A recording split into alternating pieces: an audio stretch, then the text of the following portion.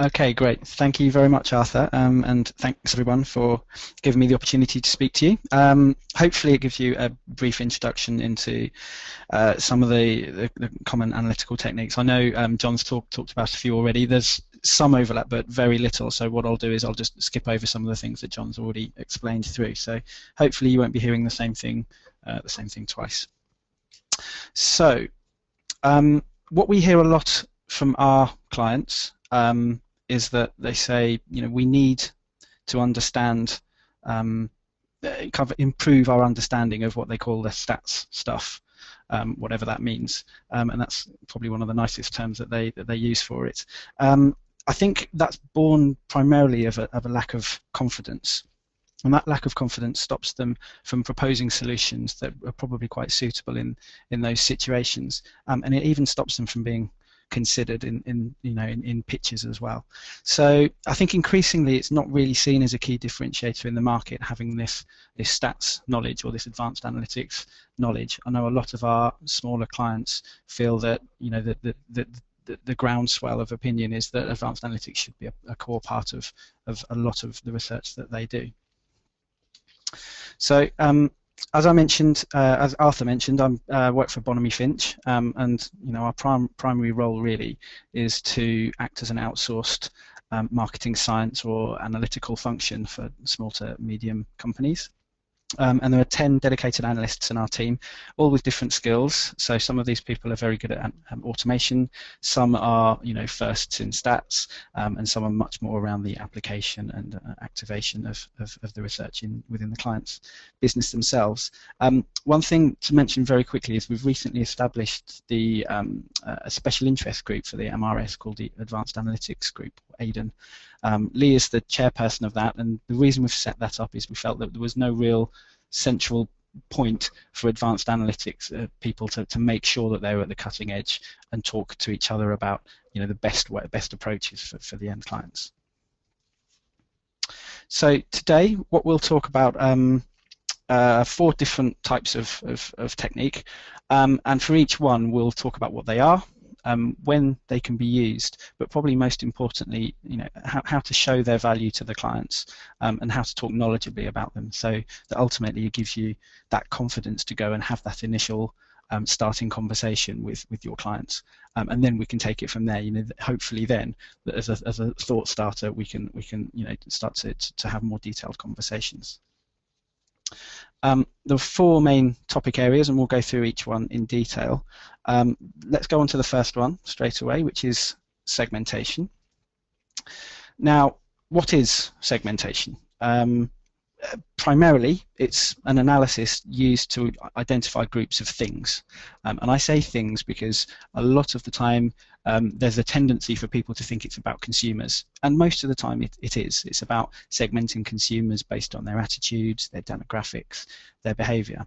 But increasingly, we're looking to segment different items as well. So one of those things that we're increasingly looking to understand is segmenting people's occasions, especially in repertoire markets, understanding the different needs that people have on an occasion. And I think people are realizing that that's as much or if not more important in predicting and understanding people's behavior in a category than just who they are as an individual. But we don't stop there. Sometimes you can segment brands, or you can segment countries. For example, we've done analysis segmenting countries based on the relationship of a particular category in those different markets. Often people will talk about specific ways in which you can segment. So you might hear some names bandied around like hierarchical or latent class or k-means segmentation. Ultimately, all of them are different tools, techniques available to make sure that you can partition whatever data you've got into meaningful groups of people or occasions that make more sense out of a complex environment. Now, we've done quite a few of these, and we've actually counted. We have a database of all of the segmentations that we've run, and it runs to about 630 segmentations over the past 8 years. Now, obviously that helps from our point of view to make sure that we've got the experience to know what works and what doesn't work. But also over time it will help you as well, because we're keeping a norms database of the different metrics of how successful and how well a segmentation works in each of those different studies that we do.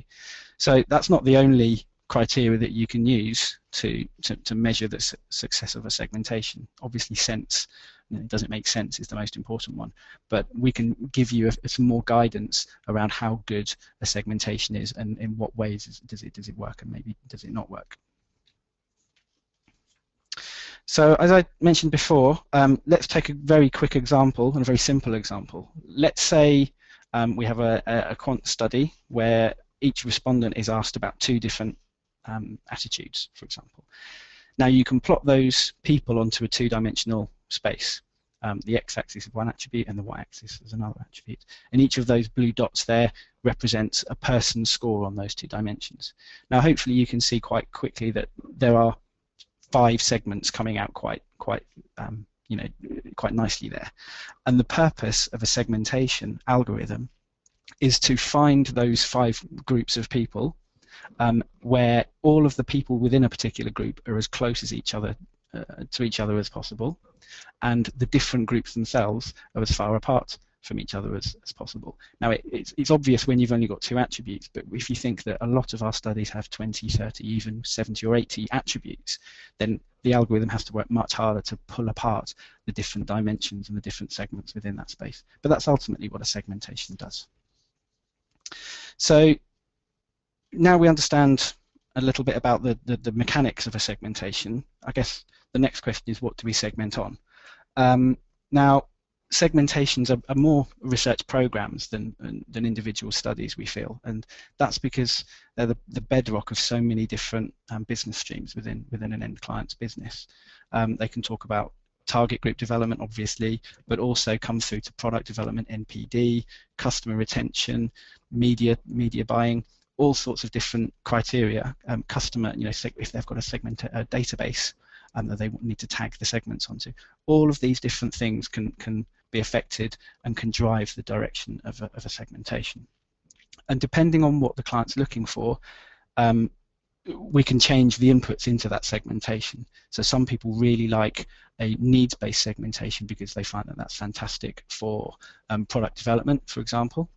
Some people much prefer a demographic segmentation because that's much easier to tag onto a customer database and much easier to buy media against. So you have to think about all of these different trade-offs effectively to form the best segmentation. And what we do quite a lot is participate in kick-off workshops, hold stakeholder interviews with the end clients to make sure that they get the segmentation that they really need at the end. So what does a typical segmentation look like? Now, there are lots of different ways to do this, and there are lots of ways in which we do this, but this is an example of a typical process, if there is such a thing. So the first thing we do quite often is run something called factor analysis. Now, what factor analysis does is it takes a list of attributes, for example. So let's say we ask people about 30 different lifestyle attitudes, for example. What factor analysis does is it groups those attributes together to form the main themes or dimensions within that data set. So from those 30 attributes, we might find that there are 5 or 6 overarching dimensions that people are talking about. One is convenience, one is speed, one is sociability, for example. These are the combinations of these different attributes to explain what's going on in the data in a more dimensionalized way. What we can then do is use those factors and plug those in to the cluster analysis, which is effectively the segmentation that we run. And that analysis identifies these distinct groups of people based on their answers to these different factors. Once we've established that, what you can then do is optimize those segments. We've got our own software that someone in the company has built, that what that does is it effectively gives those segments a polish. It pulls apart differentiation on other criteria other than the ones that went into the initial segmentation. So what we can do here is we can say, we know we've got these attitudinal segments, but now let's give them a polish in terms of demographic or behavioral differentiation to make it much more easy for you to talk about with your clients. Now, typically we give you different ranges of solutions. So we'd give you, for example, a 3, 4, 5, 6 cluster solution. and quite often we would actually give you different types of solution as well based on things that we've done with the data. So that we'd run one with factors, one without factors, and we'd use different transformations on the data to find different ways of segmenting the people. Okay, talked a little bit about factor analysis, and very quickly just wanted to talk about the pros and cons of that. Now, obviously, in some ways, factor analysis is very useful for summarizing larger sets of attributes into something that's a bit more manageable for us, for you, and for the end clients to understand. So in that sense, it's often used as quite a nice thing. And also, if you're looking for a smaller number of segments, it's quite a good technique to kind of pre-crunch the data to a certain extent, so that you don't have so many potential segments that come out. Now, the downside to that is that pre-crunching has obviously taken out some of the granularity in the data already.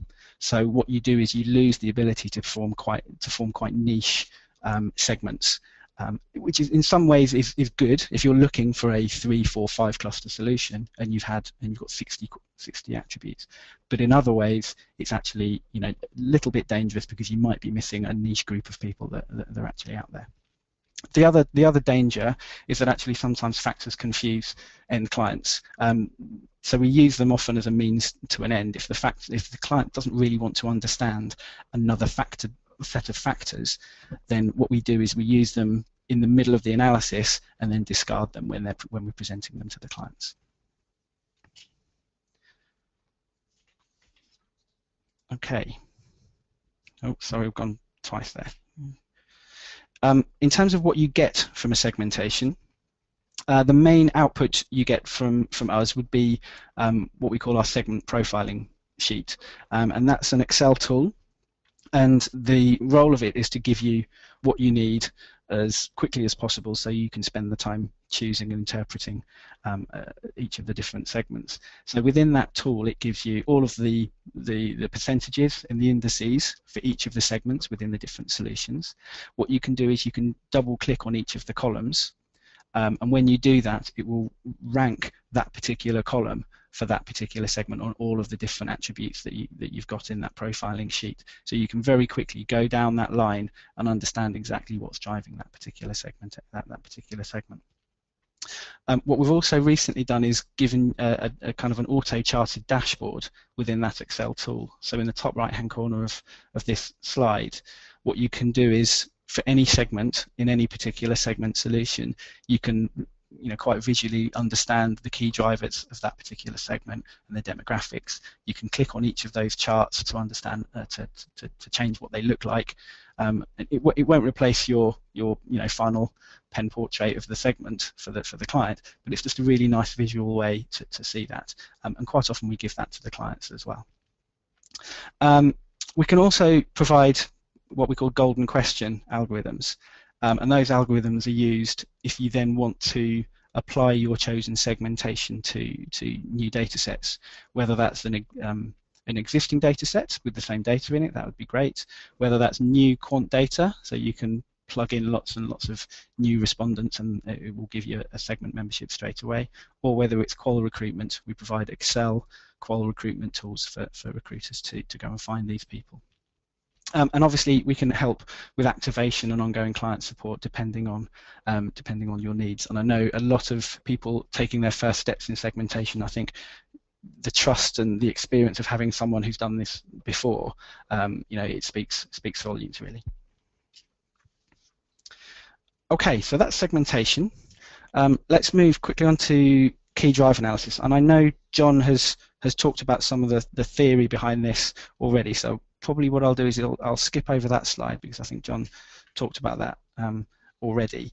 I think the next slide, what that shows is that the purpose of this slide isn't really to give you lots of fancy names for things and blind you with science. I think the purpose is to say if you feel that there is a particular project where key driver analysis might be employed, phone us up, talk about the data you have, talk about what the client's ultimately trying to get out, and importantly talk about your budget, because some of these do cost more than other things as well. But ultimately there is a way to get the best possible model for your client. Now, what I wanted to talk about quickly, and it's kind of related to John's point, and I think I won't spend too long talking about correlations and regression because John's already covered those, and he's covered the issues with them, in that correlations effectively double count the relationship between the attributes, and regression, what it does is it has this first past the post way of working, so that it assigns all of the importance to the most important attribute, and everything else is left fighting over the rest, really.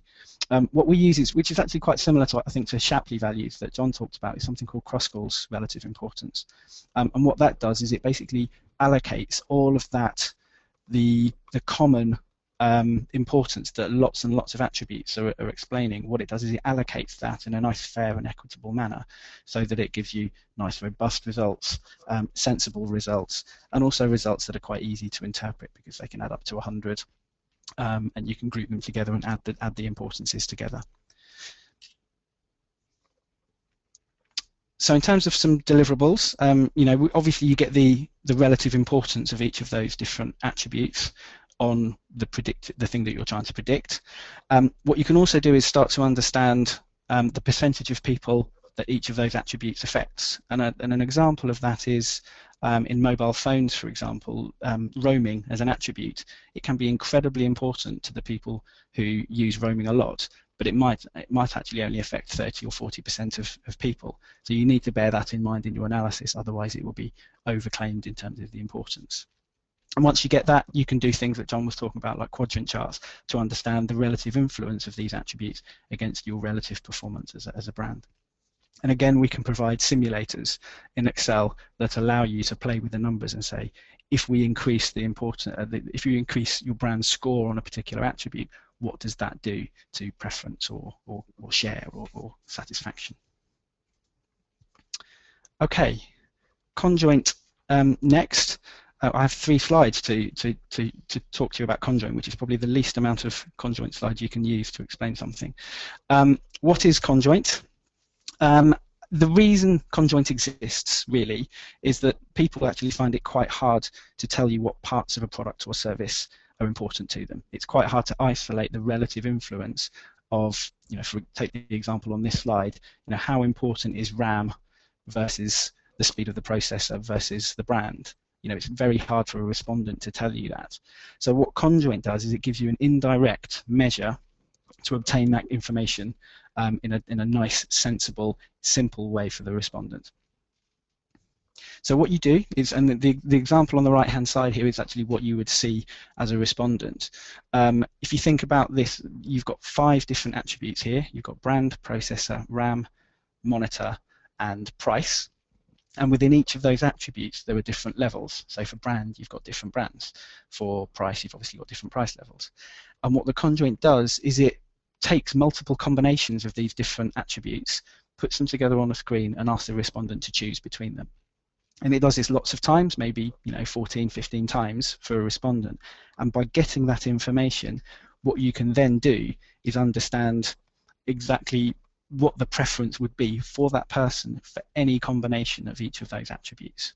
So what it does is it squeezes a lot of information out of a respondent in a pretty simple, intuitive exercise. Once you've got that information, again, we can put that into an Excel simulator, and then that will allow you to basically change any component of that product and see what that would do to overall preference or take-up of that product. So you can say, if I had a brand, if I had this brand with this particular price point, with this particular RAM and processor speed, what would that look like in the market? How would that appeal to people? And you can also do lots of other things around, if I wanted to launch 3 or 4 different products, what's the optimal range of those different products, and what would each of those products look like to maximize my take-up across the entire market? So I talked about the outputs, and the main outputs from a Conjoint is an Excel simulator, and that gives you different things. It gives you the relative importance of each of those attributes, so how important is brand versus price versus service, for example. For each of those attributes, it then says, well, what's the appeal of each of the different components within that? So how well does Asus do compared to Dell, compared to Acer, as a brand. What you can then do is take that information and start to generate things like demand curves, where you can understand the relative preference of a particular product at its different price points. If you have the information, you could include cost of each of those different products within the simulator as well, and it would start to give you volume and profit figures at lots of different price points. So you could find the maximum profit that you could find that you would get at different price points. So last section is max diff and turf. Now the reason I've put them together is because they work very well together as a module, and I'll talk about why in a minute really. So taking each one in turn, maximum difference scaling, to give it its full name, or max diff, you can think of that almost as a simple conjoint. It's not quite the same, but that's not a bad starting point really. And the reason max diff is used quite a lot is when you've got a list of attributes, for example, and you're looking to understand the relative importance of them, then we all know that sometimes rating scales suffer from top boxing, they suffer from scale bias in different markets, and they sometimes suffer from lack of differentiation. So what max diff does is it allows you to trade off all of these different attributes against each other and provide you with a much more differentiated understanding of what is generally important to people or not. You can use it for importance, or you can use it for appeal as well. In exactly the same way, you get a list of 20 different products, and rather than getting people to do a fairly boring rating of each of those products on a 5-point scale, for example, you can get them to do a max diff and say, well, which of these products is most appealing to you, and which of these is least appealing to you. So a typical exercise looks like the slide at the bottom left of that slide there. And what you do is you take a small number of those attributes that you're looking for people to rate, and you're asking them to say what's the most important and what's the least important. And like a conjoint, it will rotate through lots of different combinations of those to ultimately give you per person a relative importance or a relative appeal of the different attributes. So talked a little bit already about the benefits of it. It's a bit more engaging than lots of quite repetitive rating scales, and it's very good for things like segmentation data, where you sometimes worry about top boxing, lack of differentiation, and different scale usage within different markets if you're doing a multi-country study. And it's also pretty intuitive for a respondent. It's quite a nice, easy exercise for a respondent to do. The downsides are that it's slightly more involved than a rating scale, because it needs to be designed and put into a questionnaire, but it's nowhere near as complicated as something like a conjoint. And the other downsides really are that if you're using it in a segmentation, then if you want to assign people in the future to that same segmentation, then you have to use the same max diff exercise to generate that. And then the final thing is that it's a relative measure. So it says whether something is relatively more important or not for a person. What it doesn't tell you is whether all of those things are important or whether all of those things are unimportant. So quite often what we do is we do something called calibration, where you ask a few rating scales outside of the max diff to give us that context and put the max diff results into a context for that person as well. Okay, so the last topic is TURF. It stands for Total Unduplicated Reach and Frequency, which is a bit of a mouthful, so you can understand why they made an acronym out of it. And the reason TURF, the reason TURF exists is what it does is it runs analysis to find the maximum reach of a particular set of products or services that has the best reach across an audience. So a good example of this is, let's say I was a yogurt manufacturer and I wanted to understand which flavors of yogurt I should be launching for people to maximize the number of people who would buy one of those. If you did a straightforward purchase intention question, it might show that strawberry is the most popular, but then raspberry is the second most popular just behind it. Now the problem is that the people liking the strawberry are also the people liking the raspberry flavour. So what they would do is they'd basically cannibalise from each other completely. What you actually want to know is, if you launch strawberry, what is the next flavour that would incrementally add a proportion of the target market? And that might be something else. So in this case, it would be vanilla. So I guess the reason for Turf is to show that actually the best combinations of products aren't necessarily the ones that work best in isolation. And it's this incremental uplift that's crucial here. And again, what we can provide is an Excel simulator to show you how this would work in practice. And this Excel simulator allows you to play around with the data. For each person, you can say, by particular subgroups, if I had to understand what the best 3 products to launch are, I would click a button and it would tell me what those 3 products are, and it would tell me what the reach would be. Alternatively, I could say I have to launch Peach, for example. That's one of the current products. I could put that in, and then I could say, well, now tell me which the next 3 products would be to maximize my reach using Peach plus 3 others. And you can do this by lots of different subgroups, and again, it can work really nicely as a client tool. So that's it from me. Thank you very much for your time. And as I said, if there are ever any questions, then feel free to get in touch. Thank you very much.